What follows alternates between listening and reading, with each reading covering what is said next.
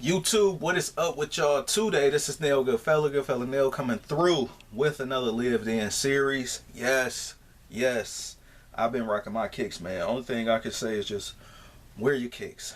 Wear your kicks. So, this is my review on the Nite Jogger after 1 month of wearing straight through. I've worn these joints on walks. I've worn these joints on no runs. I really don't do any runs, but power walks and all that stuff. And man, as far as most comfortable sneakers of this year, this is definitely in the top 3. Y'all know my rating for a lot of things, my overview. I already did the regular review for this. Thanks for everybody that's watched this review as well. And you guys that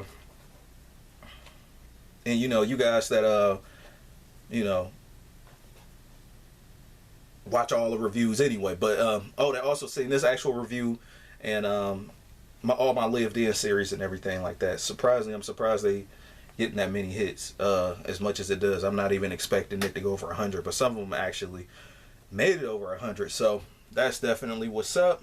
It's very important to know how a sneaker turns out after wearing it. Now, a month is not the longest time, but it's enough information to gather up how this sneaker might turn out from now until whenever, right? For future use as well. The data is good. The data is in. New bucks still feel the same. All the materials still feel the same. It wasn't like it was super premium, but as far as the beating in go, or the wearing in, that's the only thing that really changed on this sneaker, and it just changed for the better.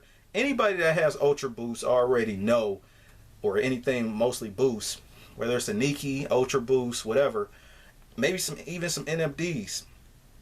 Anybody that has those kind of sneakers already know, or especially even this one, already know that over time it does nothing but get better for the most part. You don't too much have to worry about bottoming out on this sneaker. I know some guys kind of walk with like that slew foot or like that slanted foot or whatever, but this one actually has a rubber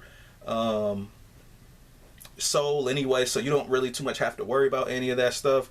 I know the Nike Boost, some people actually know how to run the sole down on the Nike Boost. Now the Nike Boost doesn't have the thickest rubber grip sole anyway. It's just kind of cagey and kind of thin, so I'm hit or miss depending on how heavy you are and how you walk and all that stuff too.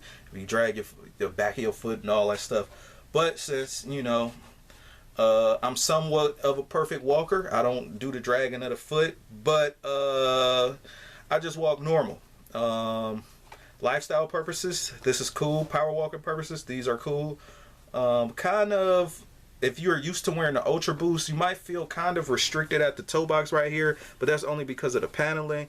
And usually Ultra Boost has that freedom, obviously, but usually you just get over this after a while. But if Adidas does have a lot more sales on this or whatever, I'll definitely pick this joint up, another colorway or something like that. But the thing is, with this particular sneaker, I didn't see too many colorways that really just like made me just want to just get it. You know what I mean? Nice sneaker, nice technology. I love it. Comfort wise, I forgot what I gave this straight out the box when I reviewed it, but definitely 9.5.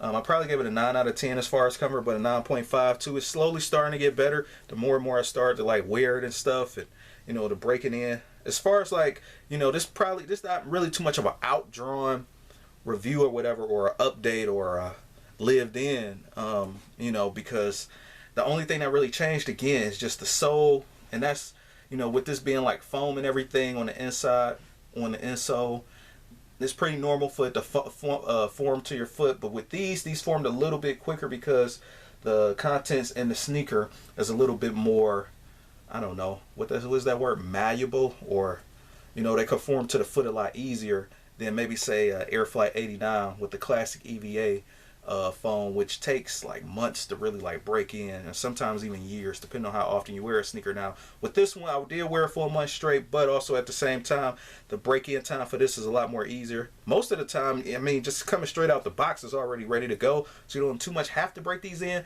but you do still have some break-in marks just simply because of the way your foot is, and pressure on foam will definitely start fitting inside of the foam and the Ultra Boost at the bottom, or the Boost rather at the bottom. I know Ultra Boost is a sneaker, but we always keep saying no, it's not Ultra Boost, or no, it's not Boost. Boost is the material. Ultra Boost is the sneaker. But yeah, so Boost is definitely still life. You know, I know it's a little bit more common now or whatever, which is not a bad thing. I remember Boost was almost like a rarity. That was like gold, you know. So as far as material go, they didn't have like the best materials on here, but they just had light material. Kind of almost feel like a windbreaker on the side right here. And you got the reflective on the back. Now, this edition that I actually have is actually the 3M collab version, which was kind of odd. It was kind of like, okay, you did a collab with 3M, but okay, I'll take that. We always call a lot of reflective materials on a lot of sneakers 3M anyway, but 3M is actually a company, or Scotch Light is actually the company 3M, but it's also still just regular reflectives on different sneakers as well. So yeah, but 3M is definitely known. It's kind of like saying, instead of saying hand me a tissue, hand me a Kleenex, but a Kleenex is a tissue company. You see what I'm saying? But they're so ingrained into people's heads that like you call it by that brand name instead of saying hand me a tissue. Hey, hand me the Kleenex, and it could be, you know, a different brand. So same thing with the 3M. 3M again is Scotch Light.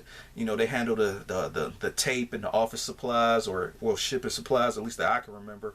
And yeah, man, and this, we always say that 3M material, you know, so it's like that. It's like saying Kleenex. So point made.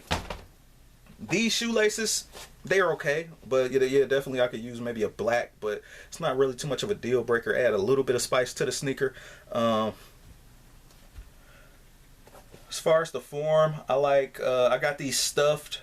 As far as the form of the sneaker over time, not really nothing to write home about, because it's not really the strongest materials. They're not supposed to be, because it's supposed to be light on foot, the upper, and you do have that lightness on foot. I wouldn't try to do any serious running in this sneaker, guys. This is more so like of a quick, you know, maybe a jog light sneaker. But I would definitely jog in these before I would in a Nike Boost, because a Nike Boost, your foot might slip, you might roll the ankle, and it's just, you know, it's a disaster. But these are definitely fly and flames. I just need to find the right colorway. The black ones look good, the navy ones look cool, but it's one of the things where I'm like, I'm trying to find the right, you know, that one that pop. They ain't put enough colorways out for me, or at least the colorways they do have out is not that great to me. Some of the solid ones, like the ones I just mentioned to you guys, the black ones, the navy blue ones, they're okay.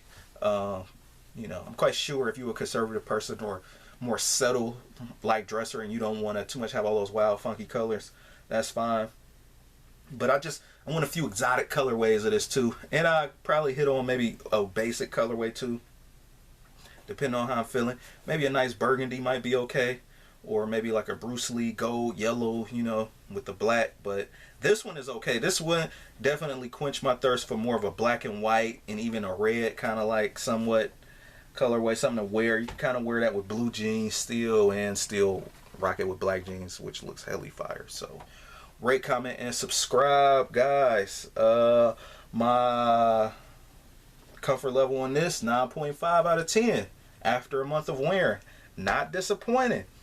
Definitely gonna be on my top list. Probably, yeah, definitely it'll be on my top 10 list just in general as far as sneakers I picked up this year. Comfort wise, probably easily top 3, easy. Just being real, guys. So rate, comment, and subscribe. I am out. Peace.